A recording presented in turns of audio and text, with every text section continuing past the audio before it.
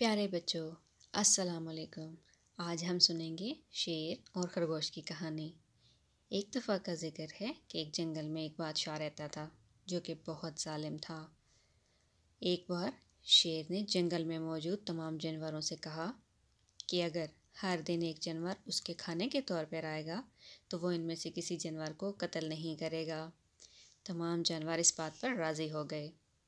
ایک دن خرگوش کی باری تھی اور اس نے شیر تک پہنچنے میں بہت دیر کر دی، تو شیر نے اس سے دیر سے آنے کی وجہ پوچھی۔ خرگوش نے عقل مندی سے کام لیا اور کہا، جناب، مجھے ایک اور شیر نے روک لیا تھا جو جنگل کا بادشاہ ہونے کا دعوی دار تھا اور آپ سے ملنا چاہتا ہے۔